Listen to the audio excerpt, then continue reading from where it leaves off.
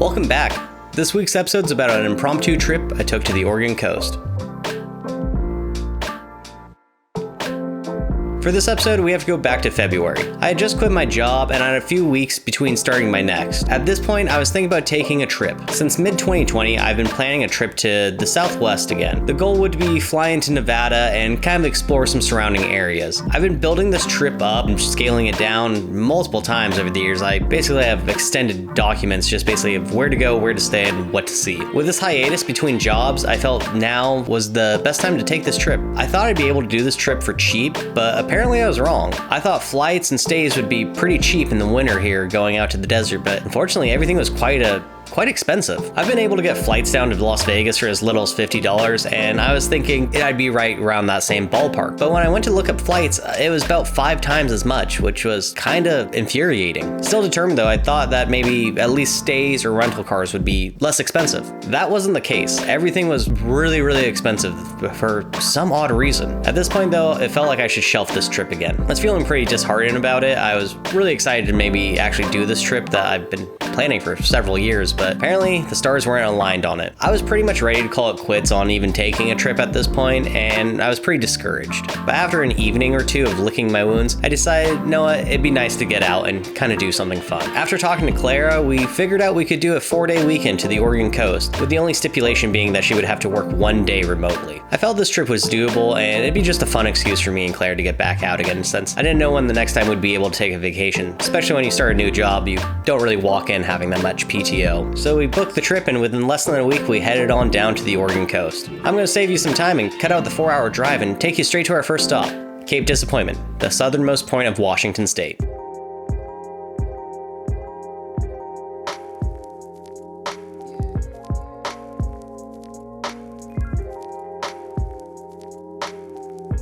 Well, if you're already seeing this B-roll and thinking it looks familiar, you're not wrong. This was also the same trip that I went and recorded my Holga video with. What I didn't tell you in that video is I also brought several other cameras. The first camera I brought was a channel favorite, the Olympus Pen D3. The second being the Pentax 6.7.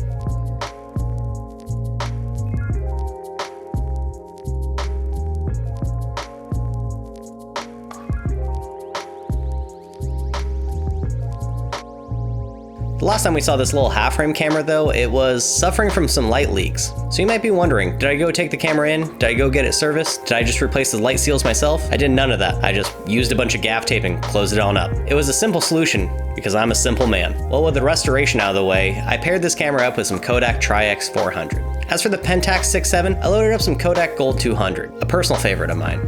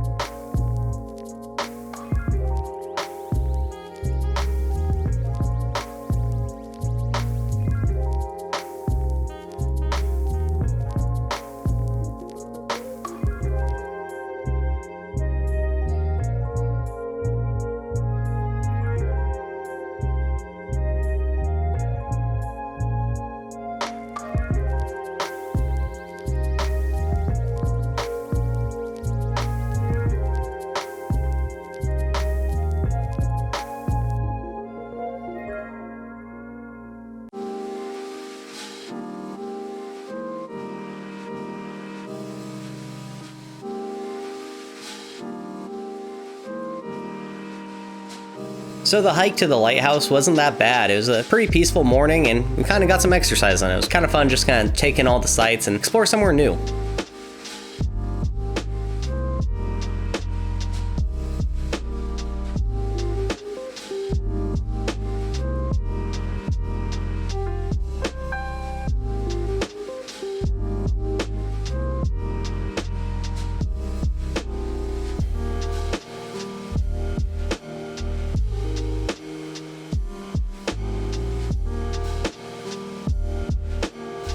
The Kodak Gold is nothing to really be proud of. It's just, there's some decent images, but I'm not too thrilled with them. But the Tri-X and the Pen D3, those I like. They're looking pretty good in my opinion.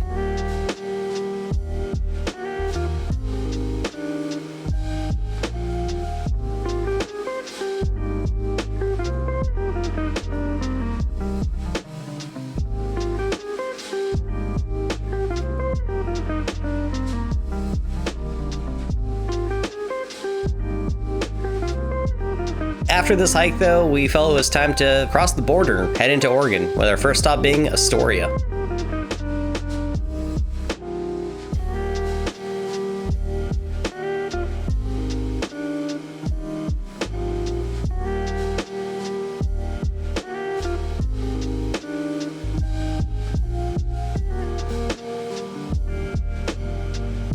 Usually when I'm in Astoria, I'm pretty much filling my body with an ungodly amount of pizza and an ungodly amount of beer. This trip wouldn't be much different, but I decided to postpone those activities till later on in the day. My first stop would be up on the hillside in the neighborhoods of Astoria because I wanted to get some pictures of the Astoria Bridge. I kind of wanted to find a good vantage point to check it out. After zigzagging around the neighborhoods and trying to find a good vantage point of the bridge, I kind of came up short. I really wanted to take a good photo, but unfortunately, it wasn't going to work out. I wasn't ready to trespass on some people's properties just to get the photo. At least not today.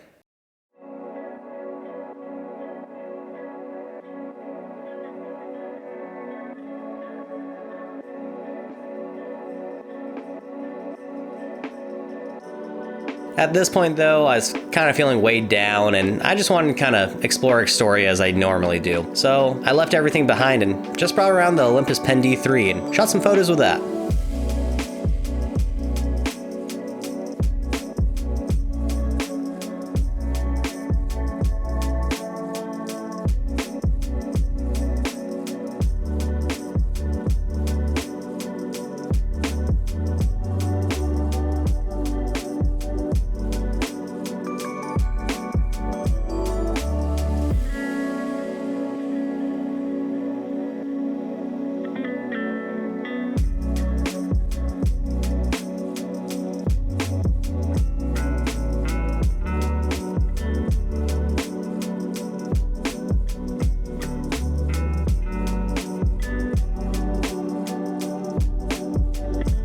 One of the cooler places I wanted to bring up on this trip was I visited a new brewery, Obelisk. This brewery is just starting out, so they didn't have much, but it was a quaint space and the staff was super cool. I actually had a lot of fun here, just kind of talking to them and seeing what their vision was. It was a fun time just to kind of see some people be passionate about their craft. Craft, get it? Craft beer? Haha.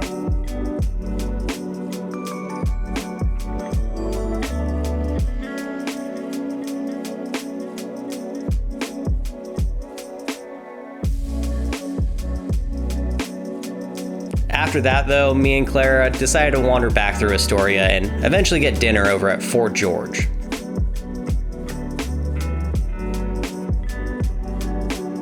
After dinner though, it was time to head to Seaside, Oregon, where we'd be staying for the next 3 nights.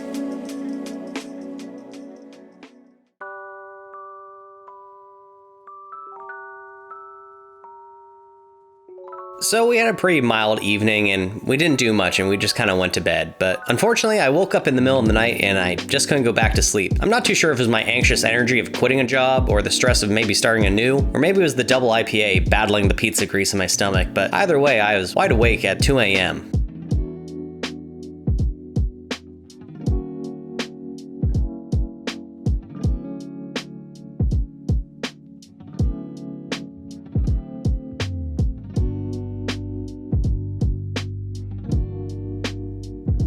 At this point, I wasn't quite sure what to do with my time, so I just ended up grabbing the Pentax 6.7 and took some night shots. My favorite camera for shooting medium format night shots is definitely the Mamiya RB67, but I was very interested to try out the Pentax 6.7. My Pentax 6.7 is a mirror lockup model, so I was pretty excited to see how that worked. Honestly, I hadn't shot any long exposures with this camera for the short time I've owned it, so I was intrigued to see what it looked like.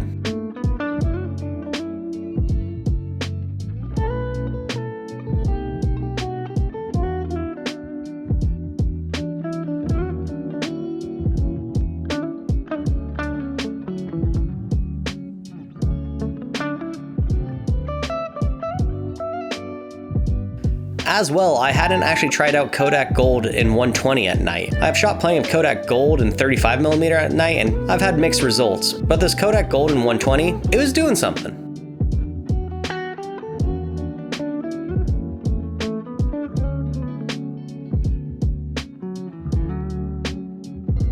These Kodak Gold images have this kind of warm summer night kind of vibe to them that I really like. It's almost mimicking a Midwest emo album cover in some of these photos, which I'm all about.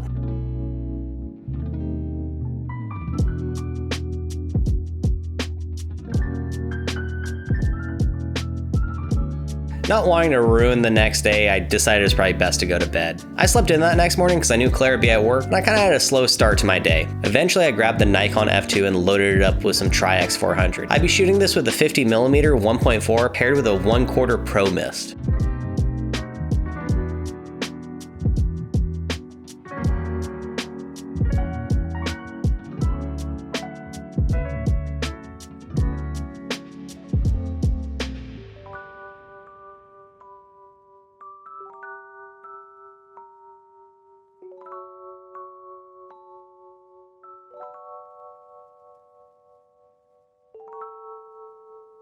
I decided to go for a walk around Seaside in this early gray drizzly morning and just decided to see what I could find.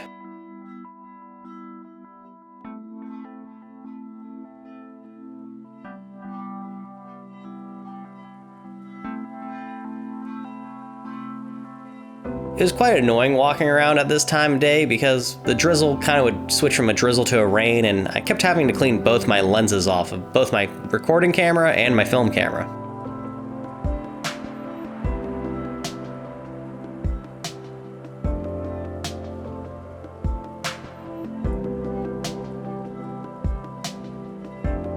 I did have fun though, just checking out all the little nooks and crannies of this town, and it was even nicer heading to the beach. I grew up in a coastal town in Southern California, so when I smell that salt air at the beach, I'm just filled with nostalgia and I'm just really kind of at peace. It's quite nice.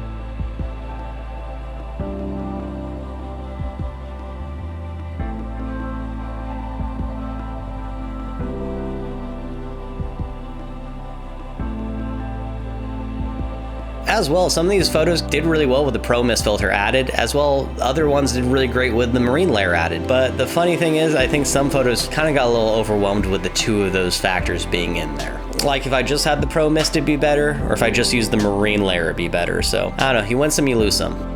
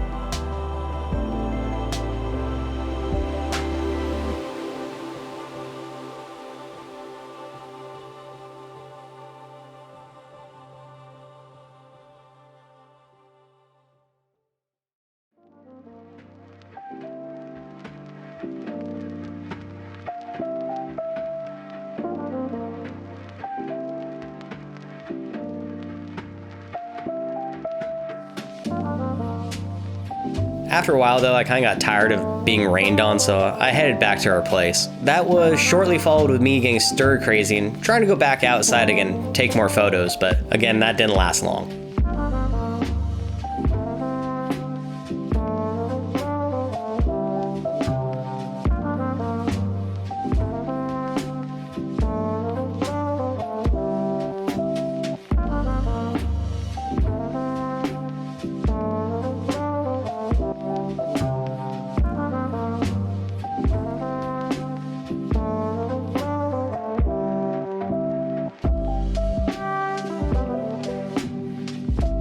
It was at this point though, I tried out to do some interior shots of their place and see what I can do with that.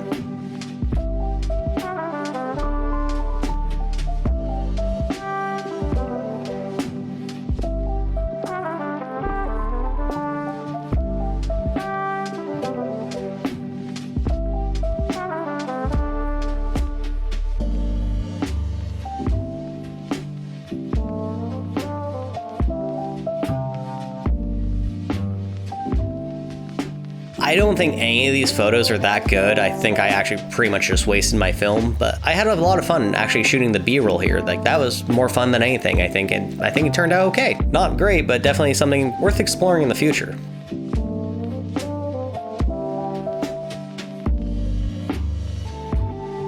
Before I could waste more film and before I could take more avant-garde B-roll, Clara actually finished work and she decided it was probably best that we go get lunch. So I grabbed everything and we hopped in the car and we ran down to Cannon Beach for lunch.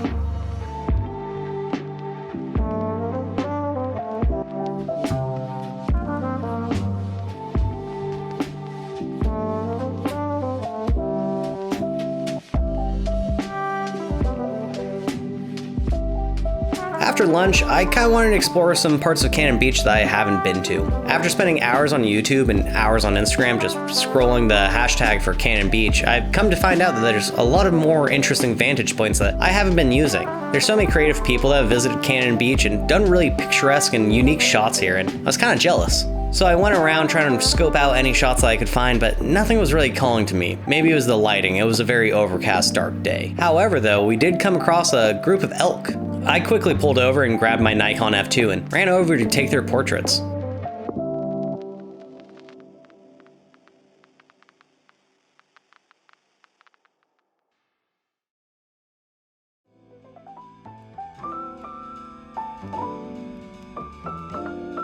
I ended up finishing up the roll of Tri-X here, and luckily I got out before I caught a hoof to the head, so I think it was a win-win situation.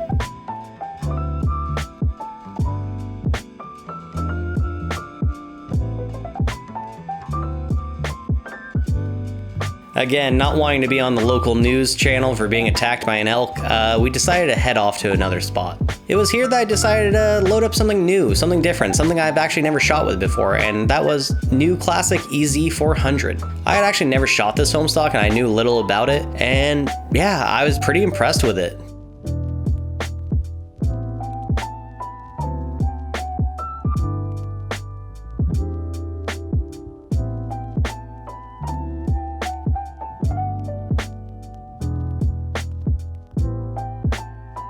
This film's got a lot of character and you're able to edit it pretty well. Like, it's allowed to be desaturated or contrasty, like you can do what you want with it.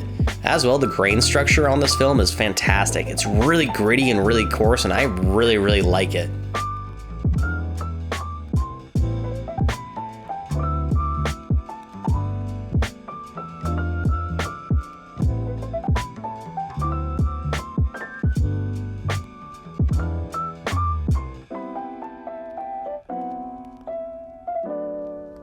Over here at Haystack Rock though, I wasn't exclusively shooting the Nikon F2. I was also shooting the Pentax 6.7 as well as the Holga, as you know.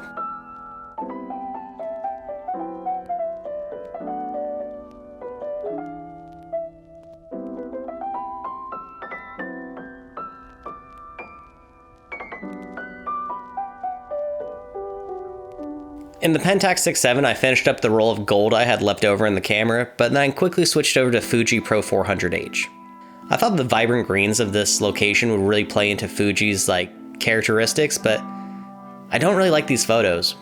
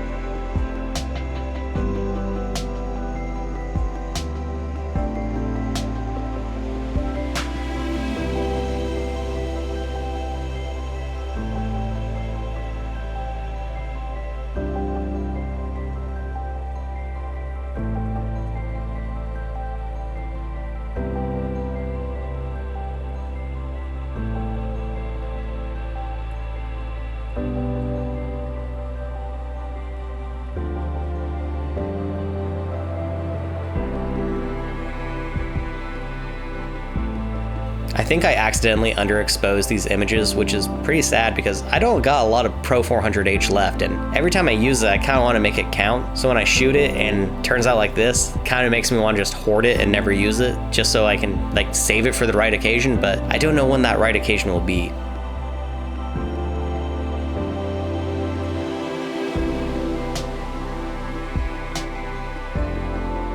Again, I was pretty indecisive here at Cannon Beach. I was kind of setting down my bag and rotating gear pretty quickly and pretty sporadically, as well as changing lenses. I couldn't be bothered to shoot one camera, and it kind of wore me out. After a while though, it just seemed like more and more cloud coverage was blowing in and there's gonna be less and less light. So at that point, me and Claire decided maybe it was time to head back to Seaside.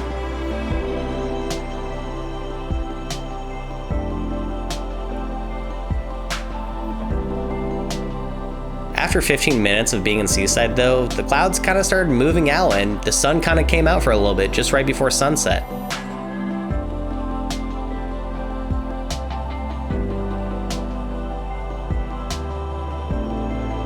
I was determined to go out and take some good photos on this trip, so I decided we were going to go out and go watch the sunset on the beach. And at this point, I only brought one camera with me, and that was the Holga.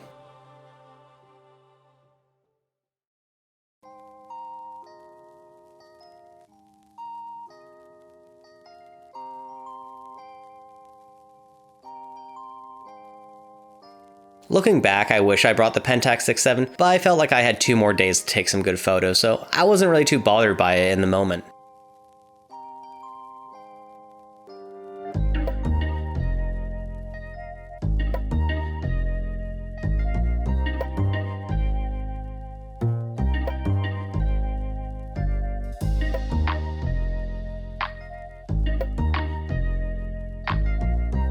It's always lovely being on the beach and just listening to the tide come in and out. It's very relaxing, very soothing. And it was just nice being with Claire and just having nothing kind of on the radar. We were literally just able to relax and just kind of take in the day. It's not very often that we both have a day like that together anymore.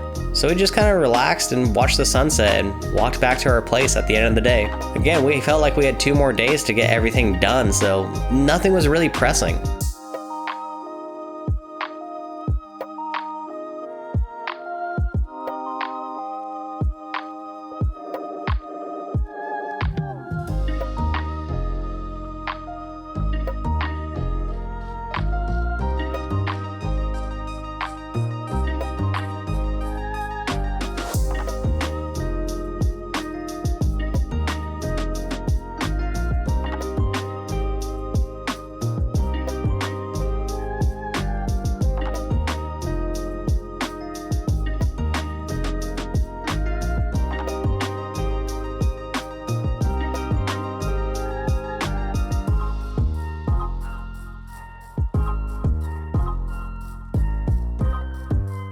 Unfortunately though, this is where our happy story takes a turn for the worse. In the middle of the night, I woke up and I spent the next 12 hours praying to the porcelain god. At some point of the day, something I ate just basically didn't agree with me because I was sicker than a dog. This was the first time I'd been sick in like over a year, and it was letting me know it. After finally coming to a point where I could keep something down for longer than 10 minutes, all I could do was rest. I was so exhausted, I was so tired, and unfortunately that means I didn't take any more photos.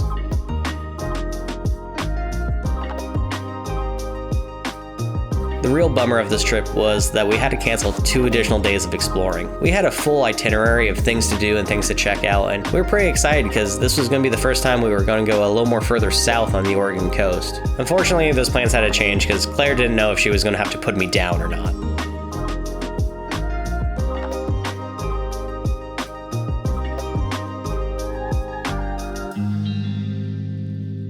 Well, hopefully I get back down to the Oregon coast sooner than later, and hopefully I bring you guys along for the ride too. After all, who doesn't like shooting film on the Oregon coast?